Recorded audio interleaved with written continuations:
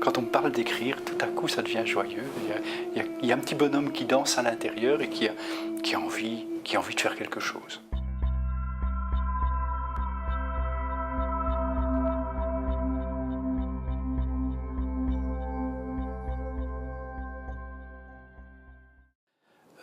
On ne va pas avoir des recettes pour être joyeux demain. Mais je crois que le parcours des trois personnages dont je parle, il y a Job. Job, il y a tout le ciel qui lui tombe sur la tête. Il faut dire qu'un jour, le diable va voir Dieu et dit « Écoute, il y a là Job, c'est un homme juste et donne-moi la permission de l'embêter un peu parce que tu vas voir, il va te renier. » Et bon, tout tombe sur Job, et on connaît le pauvre Job sur son tas de fumier, et puis Job, il renie pas. Il renie pas cet idéal de changer, de rester attaché à ce qui est important, mais de changer pour aller vers cet important.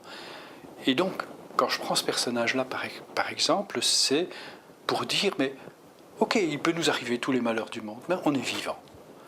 On a un peu de santé, on a une famille, on a des amis, et on peut se reposer sur eux et essayer de trouver chez eux ce petit regard, ce petit sentiment qui fait que c'est un peu plus léger.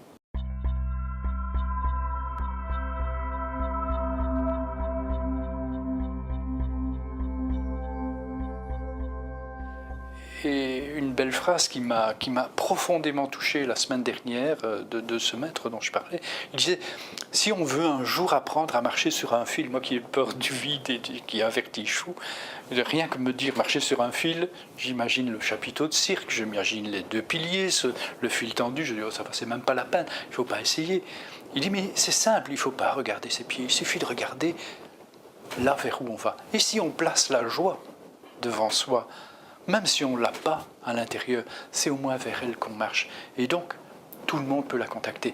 Et on ne la contacte pas chez soi, c'est surtout parce que les autres sont là. Et je crois que la découverte que j'ai faite en écrivant cela, c'est que la joie en soi, si on ne l'a pas, ce n'est pas grave.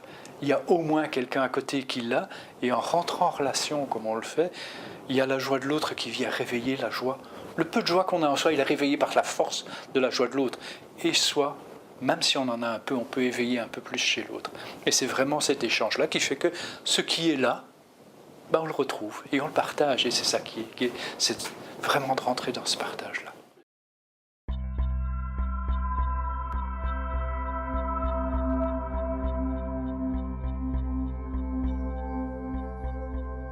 C'est idéaliste, oui, certes. Certes. Ce qui m'a étonné, j'ai eu la chance d'aller au cœur du Sahara et chez des gens qui n'avaient rien.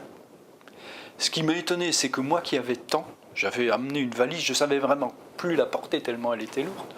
Eux n'avaient rien, ils avaient leur tente, ils avaient quelques casseroles, ils avaient le thé en abondance. Moi j'avais presque rien à leur offrir alors que j'avais une valise énorme. Et eux étaient toujours joyeux. Je ne les ai jamais vus tristes alors qu'ils n'avaient rien. Oh, il y avait le vent de sable. Il y a le vent de sable, on attend. Ah, il fait trop chaud. On va boire le thé tranquillement. Et il y a ce partage, il y a cette bonhomie. Et nous, les civilisés, c'est presque un gros mot, on n'a plus cela.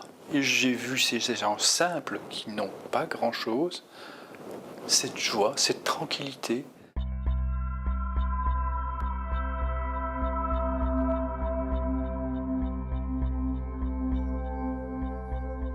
La joie, elle est universelle, elle est présente partout.